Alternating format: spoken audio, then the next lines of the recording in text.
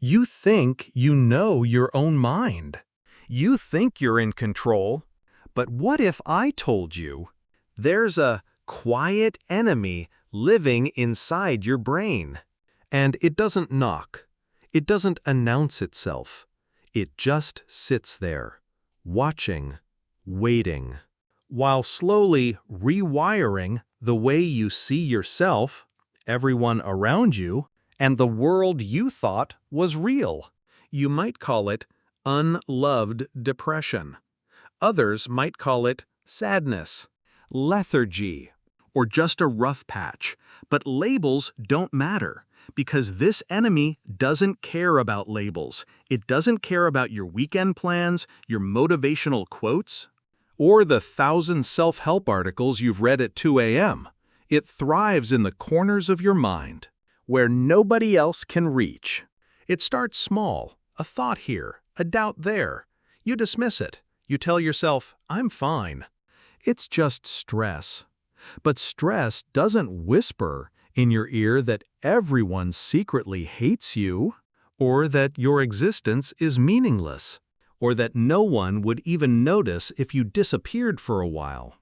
This enemy, it's polite at first, subtle, patient. It knows how to wait until you let your guard down, until the lights are off, until your brain is quiet enough to finally speak its truths or its lies. You know that sinking feeling?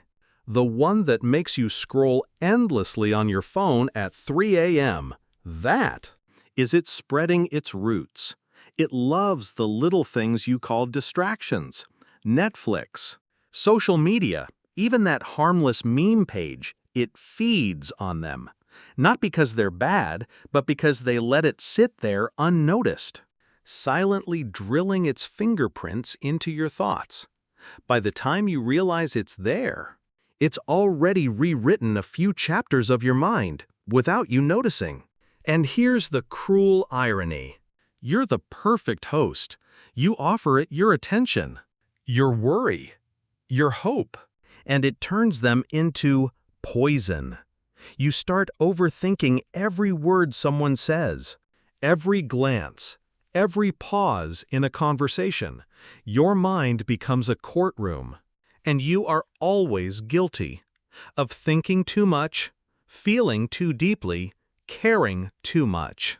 You try to fight it. You tell yourself, I'll sleep, I'll meditate, I'll be positive, but it laughs, not out loud, oh no.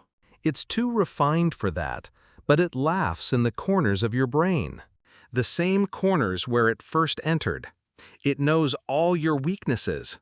It knows the lies you tell yourself to survive the day, and it watches as you convince yourself that ignoring it is the same as defeating it. Spoiler, it's not. This enemy isn't loud. It doesn't scream. It doesn't smash through walls like in the movies. No. It's subtle. It's cruelly elegant. It turns joy into routine, laughter into habit, hope into another thing to feel guilty about.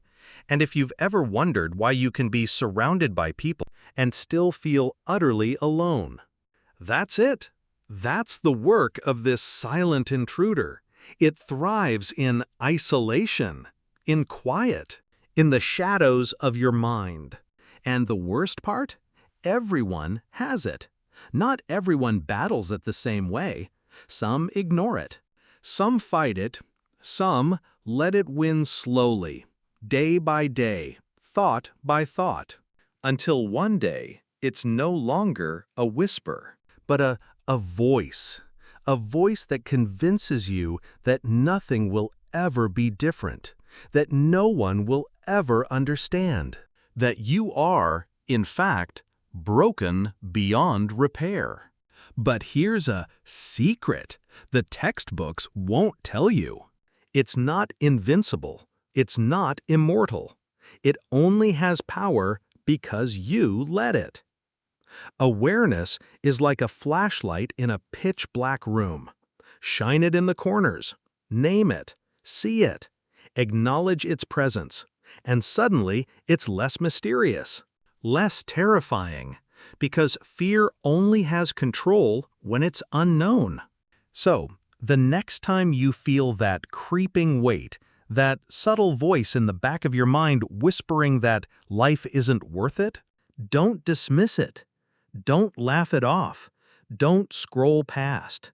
Don't hide behind sarcasm. Look at it. Study it. Understand it. Because once you see it for what it is, you stop being a host and you start taking back your mind. And maybe, just maybe, the silent enemy isn't as silent anymore.